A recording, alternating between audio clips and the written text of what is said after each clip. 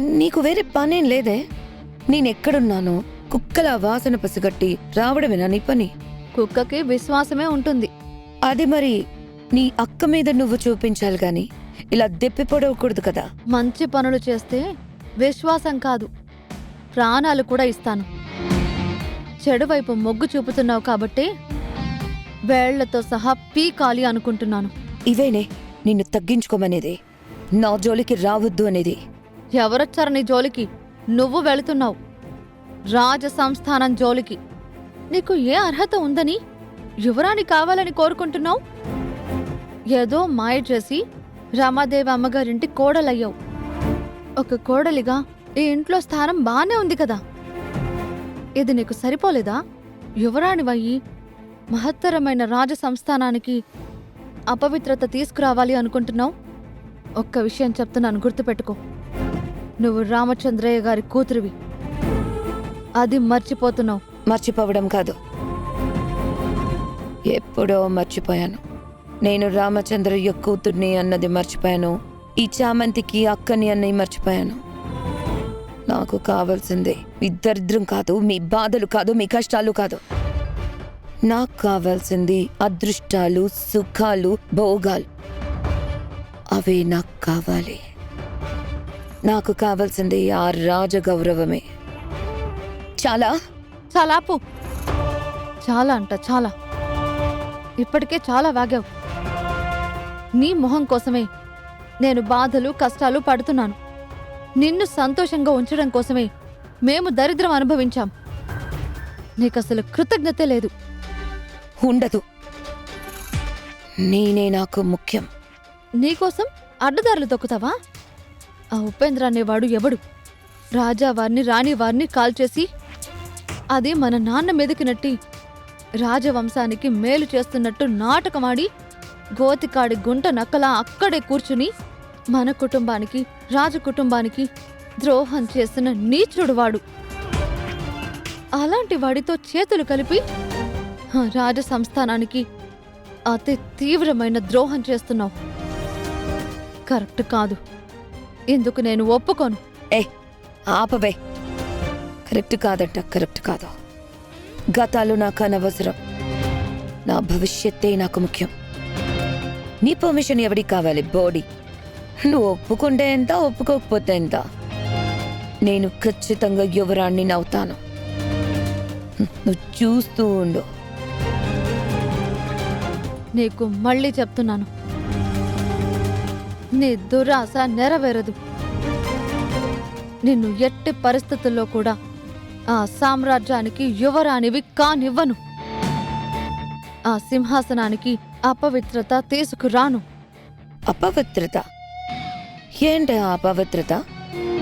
ఆ సింహాసనం ఏమైనా ఆకాశంలో నుంచి ఊడిపడిందా? దేవుళ్ళందరూ వచ్చి ఆ సింహాసనాన్ని అక్కడ చెక్కారా? చెప్పు. అది దేవుళ్ళొచ్చి చెప్పకపోవచ్చు, ఆకాశం నుంచి ఊడిపడకపోవచ్చు. కాని ఆ రాజ సంస్థానంలో ఆ రాజు సింహాసనానికి ఒక ప్రత్యేకత ఉంది. ఆ సింహాసనం గురించే రాజదంపతులు పాలన చేశారు. ఎంతో మంది పేదలకు ఆస్తిని పంచారు. ఎంతో మంది అభాగ్యులను ఆదరించి వాళ్ళకి ఏ లోటు రాకుండా వాళ్ళందర్నీ కన్న బిడ్డల్లాగా చూసుకున్నారు.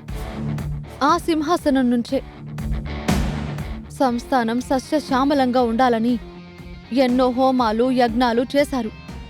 అలాంటి సింహాసనం మీద వాళ్ల వారసత్వం నుండి వచ్చిన వాళ్ల మనవరాలు మాత్రమే కూర్చోవాలి తప్ప ఏ సంబంధము లేని ఒళ్లంతా స్వార్థంతో నిండిపోయి డబ్బే ఆశగా బ్రతుకుతున్న నీలాంటి స్వార్థపరురాలు ఆ పవిత్రమైన సింహాసనం మీద కూర్చుంటే అపవిత్రం కాదా? ఆ సంస్థానం నీ వల్ల అపవిత్రం పాలవుతుంది.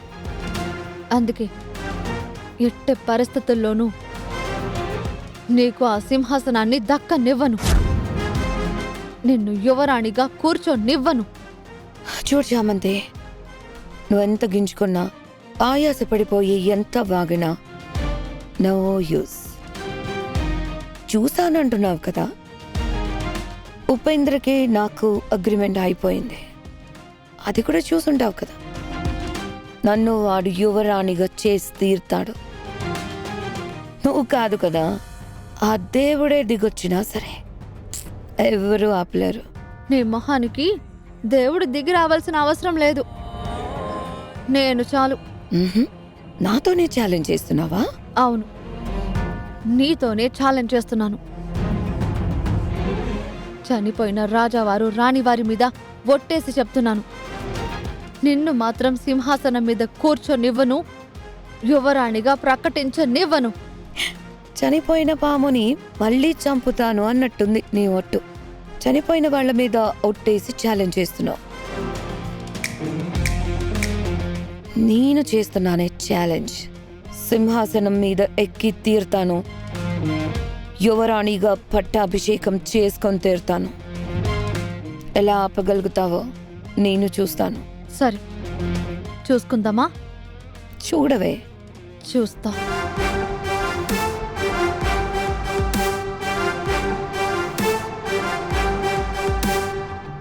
రెచ్చగొట్టావుగా, ఇంకెలా రెచ్చిపోతానో చూడవే.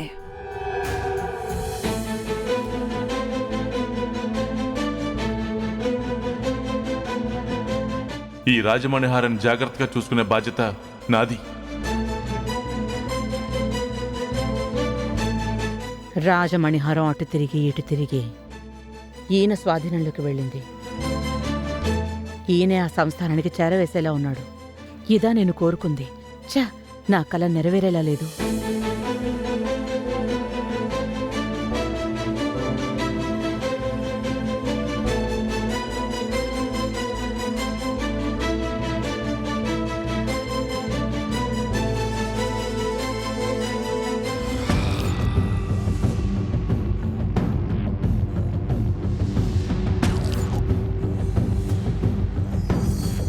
శ్రీ శ్రీ శ్రీ హర్షవర్ధన్ రమాదేవి దంపతులకు ప్రణామాలు.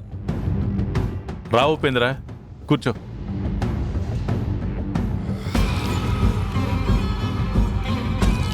ఏం ఉపేంద్ర, ఎలా వచ్చావు?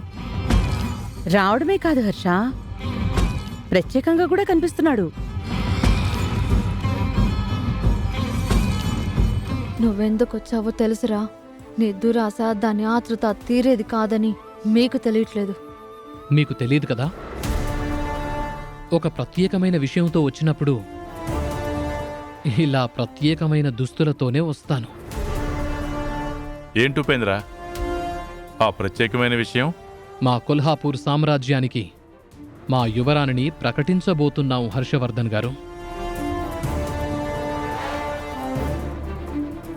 సంస్థానానికి సంబంధించిన ముఖ్యమైన వాళ్ళందర్నీ ఆహ్వానించబోతున్నాం.